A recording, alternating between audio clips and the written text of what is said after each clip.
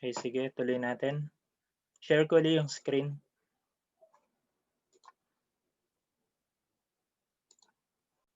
So, ang tawag dun sa ano, no, sa ginawa natin kanina ay sales funnel. Papasimplihin lang natin yung drawing para mas madali nyo maintindihan, ano. So, ang unang tool na gagamitin natin ay yung ads, no? Yung FB ads. Kasi ito yung magpapapasok ng maraming prospect. So, diyan manggagaling yung mga taong hindi na natin kakilala na magiging mga prospect natin, ano. Napakaraming pwedeng maging prospect na manggagaling dito sa FB ads. Hindi natin yan kakilala. Kasi yung mga nakakakita ng mga pinopost natin 'pag hindi tayo nag-a-ads, yung ano lang yon, limited, very limited lang. Mga kakilala lang natin na hindi naman interested. So, yan yung tool number 1 na gagamitin natin. Tapos ang tool number 2 natin, yung landing page, no? Tapos ang number 3, yun munang Messenger, ano, papadaanin natin sila sa Messenger. Ito na nga yung ano natin, yung chatbot.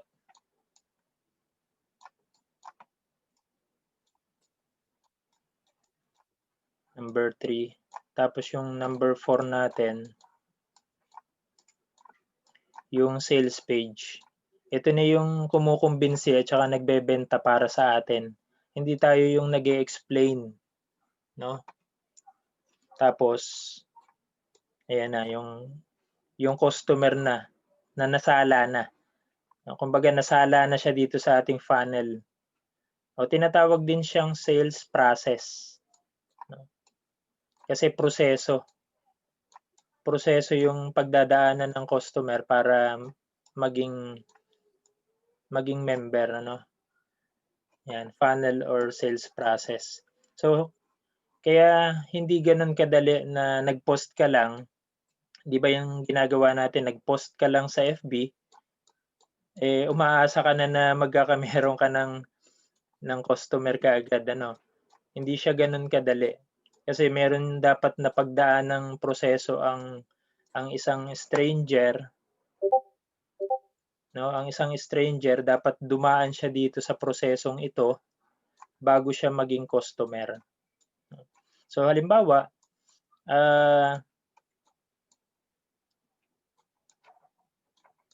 sa 100 katao, halimbawa, 1,000 katao yung nakakita doon sa ating pinost, no? Halimbawa, nag-ads tayo. Kunyari, 1,000 tao yung nakakita. Pero halimbawa, 100 lang dyan yung nag-click. Doon sa 1,000, 100 lang yung nag-click. So, yun yung pumasok dito, no? Dahil sa FB ads, meron pumasok na 100. Diyan sa 100 na yan, na nakakita ng ating ads, sabihin na natin na ang nag-click papunta dito sa landing page ay mga, sabihin nating 50. So dito, ano, 100. 50 yung nag-click papunta sa landing page at nanood ng ating video. Tapos sabihin natin na ang nag-click papunta sa Messenger para mapanood nila itong video 3 ay ano lang, sabihin nating 20 lang. Diyan sa 20 yan, sabihin natin na 10 lang yung ano, 10 lang yung nanood ng video 3. Tapos diyan sa 10 yan, baka makakuha tayo ng 3. 3 magiging customer. So ganyan po ang ang reality ng customer sa 100 tao, 3 lang diyan yung puwedeng mag-join kaagad 'no, ng hindi na masyadong mahabang, pag-uusap dahil ito yung mga talagang interesado na, 'yan. So dumadaan siya sa proseso kaya kailangan natin itong 4 na tools, itong 4 tools na gagamitin natin. So kung wala 'yan, napakahirap na maka-convert ng customer, ng basta nag-post ka lang ng ganyan sa Facebook, tapos makakakuha ka na nito, halos imposible. Kaya ang ginagamit ng mga professional marketer, gumagamit talaga sila ng ganitong mga setup para siguradong makakuha sila 'no. So sa 100 katao, talagang, ah, posible na makakuha ng 3 dun. So depende yan dito sa content ng inyong ads. Mamaya ituturo na natin kung papaano gumagawa ng content. So gagamitin nating sample, yung gagawa tayo ng content na ipo-post 'no. Makikita ninyo na ibang-iba ito dun sa ginagawa ninyo na copy paste lang kayo ng copy paste ng gawa ng iba 'no. So kapagka copy paste, parang naghagis lang kayo ng bigas sa ere tapos walang sumalo. Parang gano'n ang nangyayari sa copy paste na post. Parang nakita siya ng iba, marami ang nakakita na hinagis yung bigas, halimbawa sa ere, pero walang sumalo. Parang gano'n ang nangyayari do'n sa post natin sa Facebook na nakita ng mga tao pero walang nagka-interes, okey? So ngayon, ah, puwede ka bang mag-share screen, Ma'am Glen? Punta po kayo do'n sa teka gawin ko kayong co-host para makapag-share kayo. Saan po ang punta ko? Do'n po sa easy product, do'n tayo gagawa ng post. Do'n tayo gagawa ng Sa Facebook, sa FB page ko? Opo, sa FB page. Okay na. Kala ko sa Lebanon ka pupunta eh. Hindi, babalik ako sa Pinas. Uwi na ako.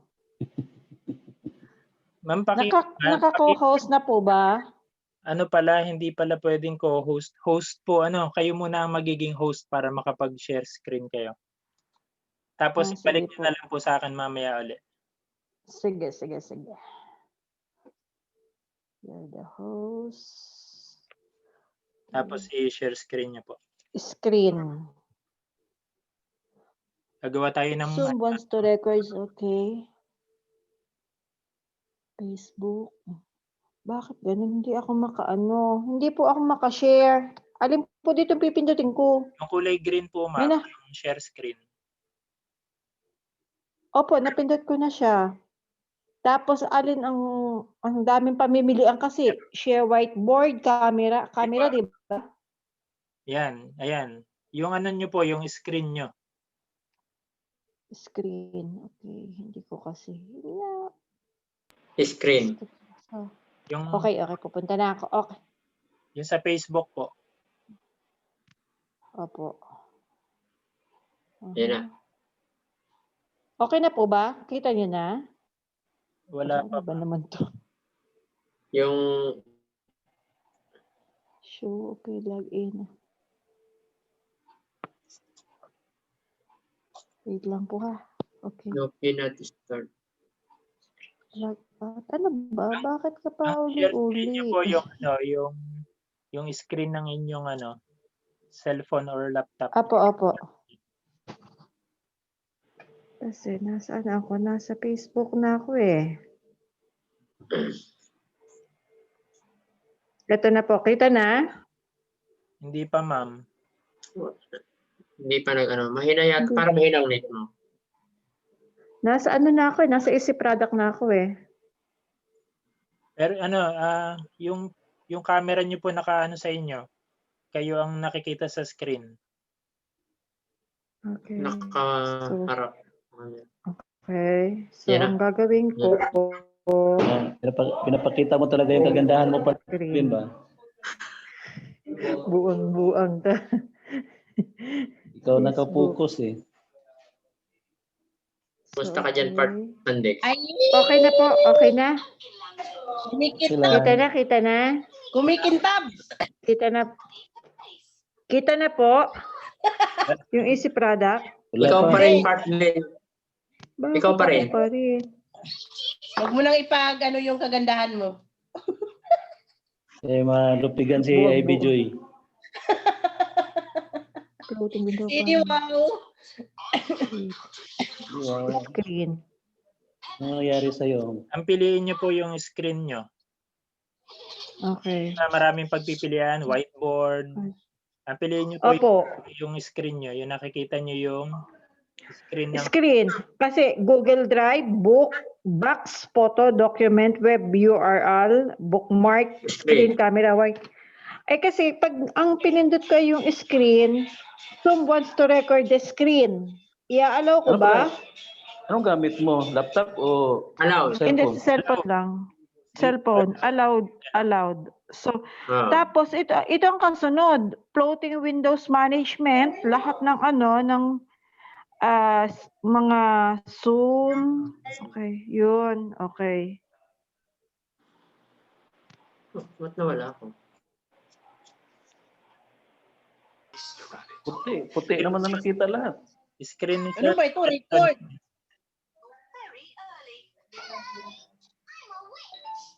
Whiteboard nga.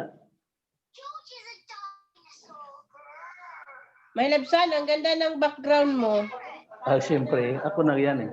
Kaya lagay ko yung mga flag talaga dito. Taga-easy na talaga. Yan. Yan. Yan. Yan. Punta na po sa Wow. Ah. Oy, makita ko yung sekreto mo ha. Okay na po. yan. Sige. Dun, Okay, copy. Yan na. punta po kayo dun sa create. Kumbaga mag-create Create. post. Ilabi ko tumawag. Create post. Yan, Okay. create post. So, kunyari, magkikreate tayo ng ipopost po ninyo. No? Ano pong kasunod? Ayan, okay. So, ngayon, ang dahilan Create. ang target po natin, paki-off nga po muna yung yung naka-on na mic. Ma'am Part Glenn, Joy, kayo make po- sure you. Ma'am Glenn, kayo po ang mag-off dahil kayo ang host. Si IB, paki-off daw. Hindi ka. Okay na po. Ayan, sige. Salamat. So dahil lang ang tatargetin ni Ma'am Glenn ay mga OFW. So ang nasa isip natin, ang kakausapin natin mga OFW dun sa ipopost ninyo. So ang unang sentence na isusulat po ninyo diyan ay dapat ay shocking statement. So ibig sabihin, ano ba yung shocking statement? Pwedeng statistics. Pwede nyo pong ilagay dyan, 7 out of 10 OFW umuuwing walang ipon at pera.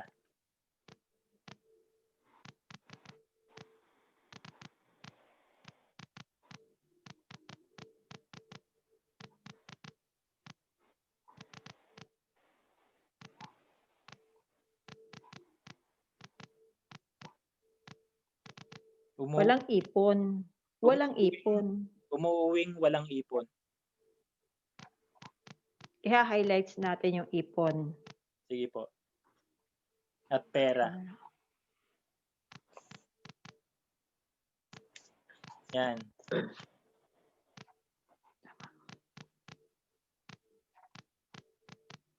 So, yan yung shocking statement. Ano po? Kumbaga, pag OFW ka at mababasa mo yan, kumbaga, grabe, ganyan pala ang statistics. 7 out of 10. So, pwedeng isa yon statistics, pwedeng facts, pwedeng story, o kaya question. Yun yung pwede ninyong gawin para sa headline. Yung pinakaunang sentence. Ayan. So, pwede nyo ilagay muna, ma'am, Ayon sa statistics, lagay nyo doon sa simula. Ayon sa statistics, 7 out of 10, doon po sa unahan. Sa taas, part grade. Yan. Ayon sa statistics,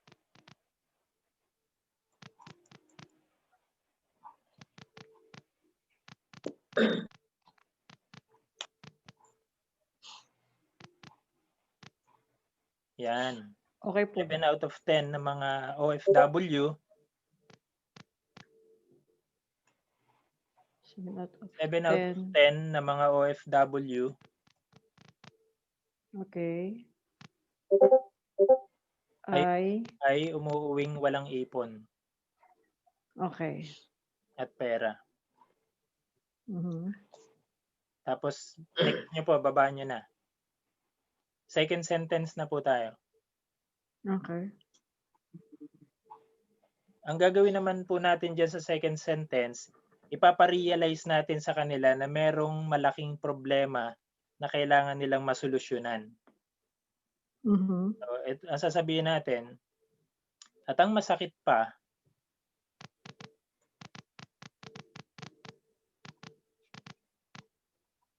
iniiwan nilang muli ang kanilang pamilya para bumalik ulit sa ibang bansa.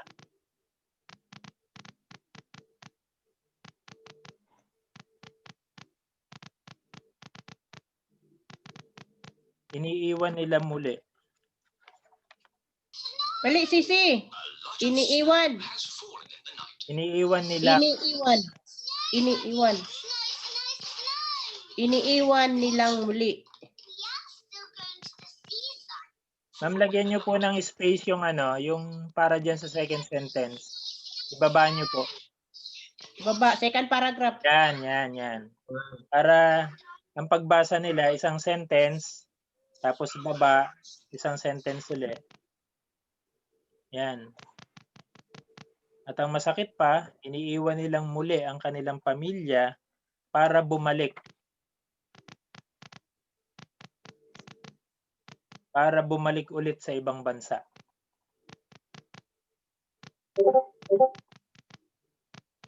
Yan. So ano naman yung yung purpose niyang sentence na yan?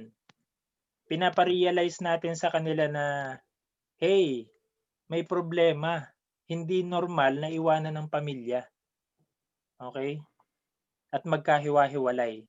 So ipinare-realize yan ng second sentence.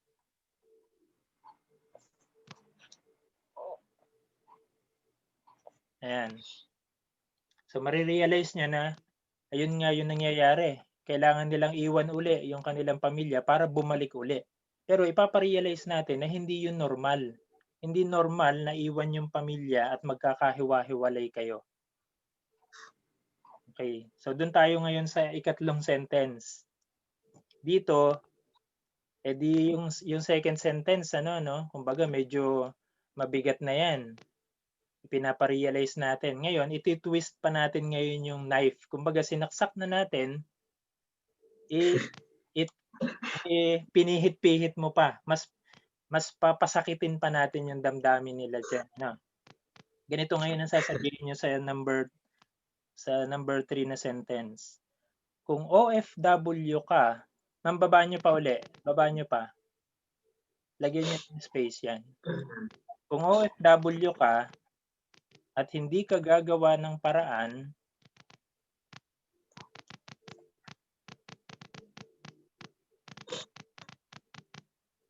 para makaalis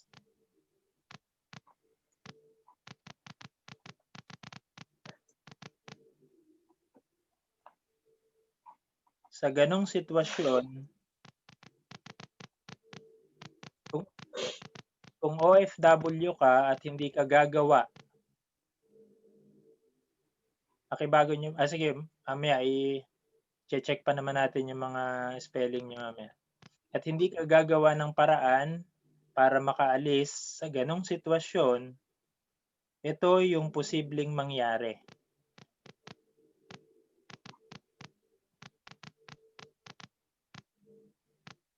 Posibleng mangyari.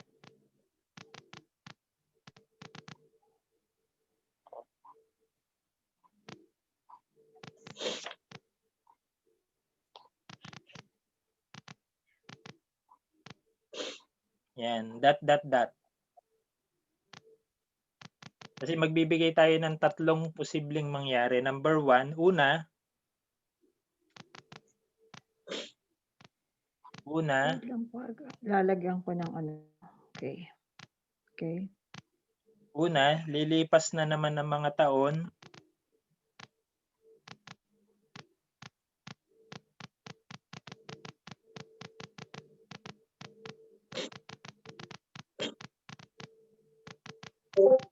Malungkot ka na naman.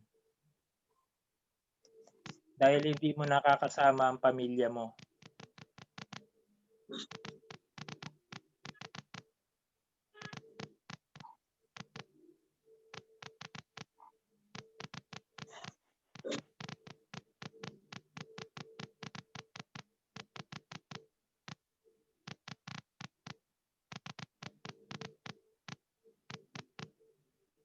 Ayan. So, pansinin nyo, ano, dyan sa pangatlong sentence, kumbaga, mas isinaksak na natin yung kutsilyo doon sa second sentence. Dito sa number 3, iikot-ikutin pa natin yung kutsilyo. Kaya sabi dyan, kung OFW ka at hindi ka gagawa ng paraan para makaalis sa ganung sitwasyon, ito yung posibleng mangyari. Una, lilipas na naman ng mga taon, malungkot ka na naman dahil hindi mo nakakasama ang pamilya mo. Pangalawa, hindi ka nakilala ng anak mo at hindi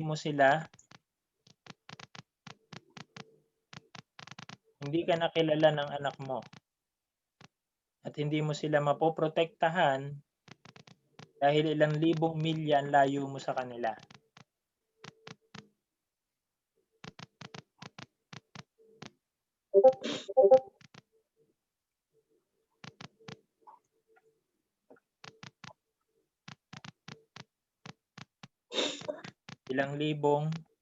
Dahil ilang libong milya ang layo mo sa kanila.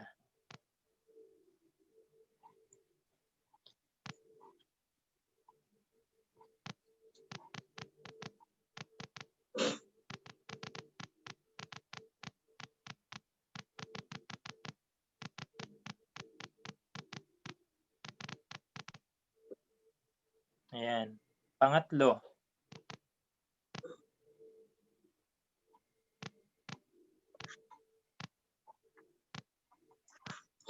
lagyan nyo po ng space, ibaba nyo pa para hindi siya crowded tingnan. Yung pangalawa po, ibaba nyo rin yung pangalawa. Yan. Tapos pangatlo, baba nyo rin po. Yan. Pangatlo, maaring magtaksil ang naiwang asawa at masira ang pamilya mo. Wow. Relate lang. Masakit. Ang masakit sakit na po naman ba? yan. Maaring magtaksil ang naiwan mong asawa. Masira ang pamilya mo. Naiwan mong asawa at masira, Diyos ko po, ang iyong pamilya. Buti na lang. Kasali pa kaya, join pa kaya Buti- ang ano mo dyan, baka maya Buti maano na na lang yan, si Part Nelson, honest. Yan. So, yan kumbaga nag-i-inject tayo ng emotions. Kailangang makuha natin yung emotion ngayon, tatanungin natin siya. Baba nyo na po. Sige, baba nyo ulit. Ay. Ikaw, anong mararamdaman mo pag ganon? Kasi ang kinakausap po natin dyan, ang gusto nating targetin dyan sa post na yan, yung mga OFW.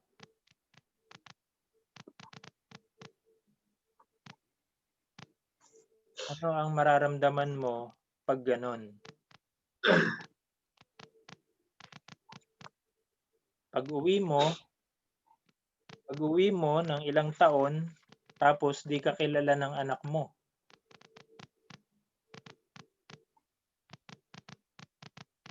Ayun po, kung may maiisip pa kayong mas masakit pa dyan. Halimbawa, yung asawa nyo, pag uwi nyo, may iba na pala Instead nga magjo-join yung ano natin dyan, hindi na kasi mag-emosyon na siya, iiyak na siya. Tapos di ka nakilala ng anak mo at At May dagdag pa ang anak. mas Ano close po? pa sila sa ibang tao. Babaan niyo po nung ano, babaan niyo yan. Sige, babaan niyo. Tapos mas close pa sila sa ibang tao.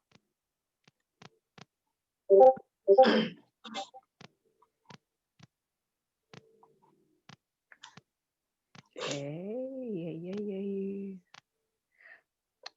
Lumalabas Mas naman close yung pa Russian sila eh. sa ibang tao. Lumalabas ay Russian eh. Kasi kailangan natin ipa-realize sa kanila na merong Close problema. pa sila sa ibang tao. Baba pa uli, baba pa uli. Ang sakit nun, di ba? Super. Kahit hindi niyo na po lagyan yan ng ano, ng kamay para kumbaga isang sentence lang siya.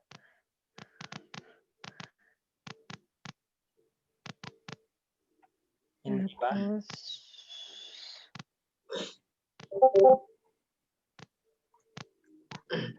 Tama na, iyak na ako niyan.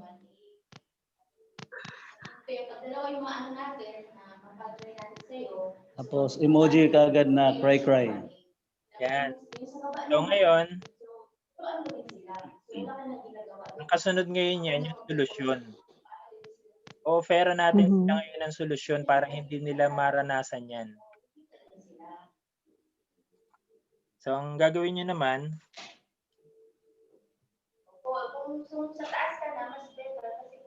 now meron akong good news. Meron akong good news sa'yo. Kasi hindi na natin pababayaan yung ano natin kasi syempre no, gusto din natin priority din kita kaya pati natin yung mga sa baba mo, priority ko rin. Ganun kaganda yung ano natin. Kaya ako nga dati, sabi ko sa sarili ko, pag may nag-offer sa akin mga opportunity na ito, Off po muna ng mic. ano lang, ganun yung isip ko, baka negative talaga lahat. So, isip ko nga, isang sala ako, ito na bago sa akin. Inisip, parang padala na naman sa Pilipinas. Coach Sandex. Okay, so yung part, Coach Sandex, malakas yung ano dyan sa'yo. May second Sorry, voice. Thank you. Napansin niyo po dyan sa post natin,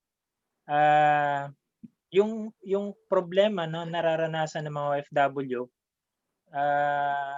ipina-realize natin sa kanila. Okay?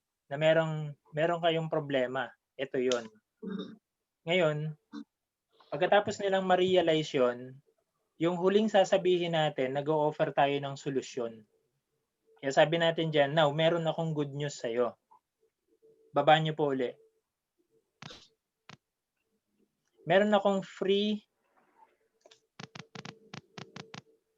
video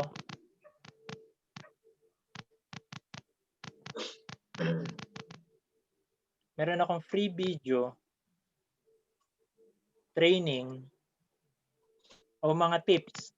Meron akong free video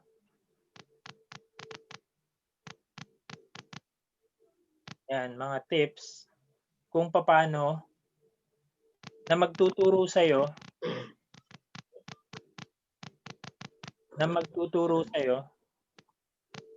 ano po, tips na magtuturo sa'yo. Meron akong free video training o mga tips na wait, nasa na ba? Tips.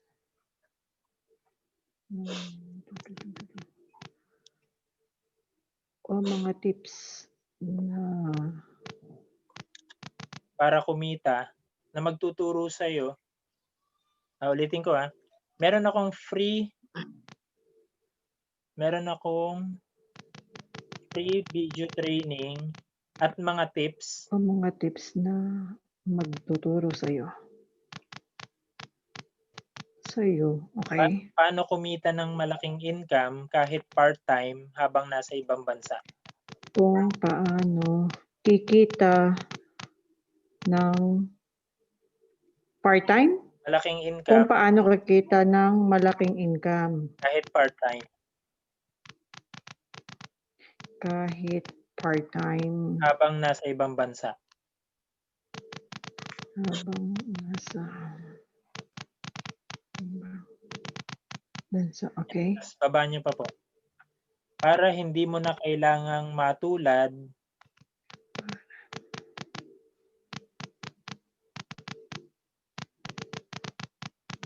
para hindi mo na ano po, MO tapos space NA. Okay. Hindi mo na. Yan. Kailangan matulad sa madaming OFW So, na umuwi ng walang ipon at pera.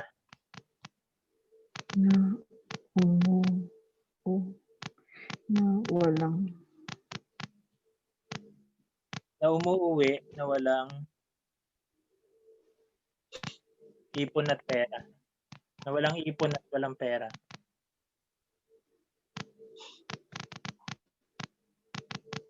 may pera naman, hindi lang sapat. Ayan, baba po uli. Makakasama mo na din ang pamilya mo at hindi mo na kailangan pang umalis ng bansa. Makakasama.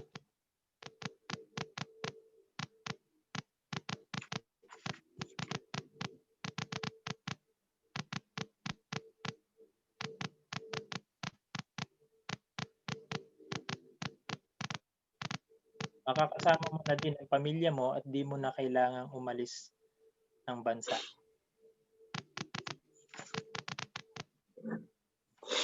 Ayan. So, ano yung nakita nyo dun sa binuo nating content ng post. So, una, basahin po natin uli from the top. Para lang makita nyo kung paano binubuo o gumagawa ng content.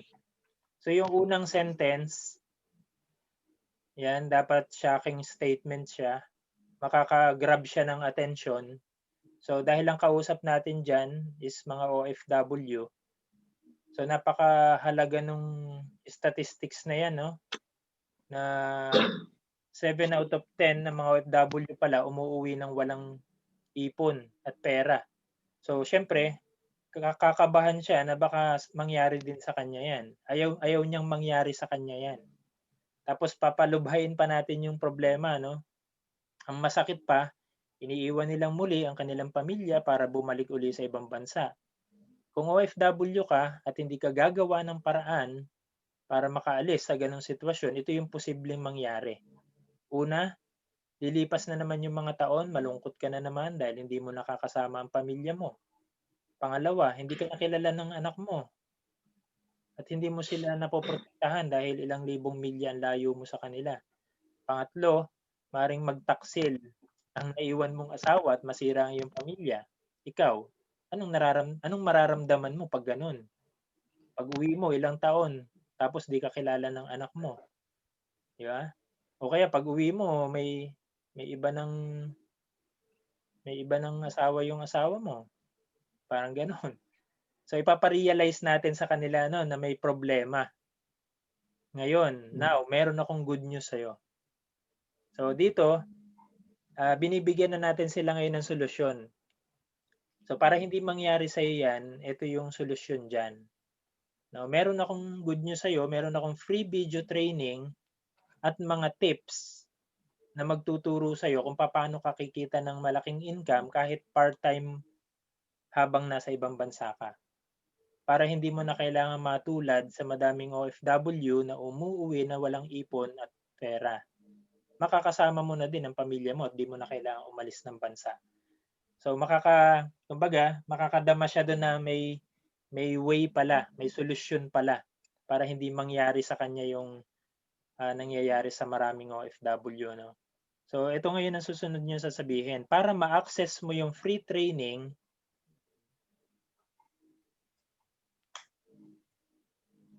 Kasunod siya, sir, right? Apo, dyan na po. Para ma-access mo yung free training,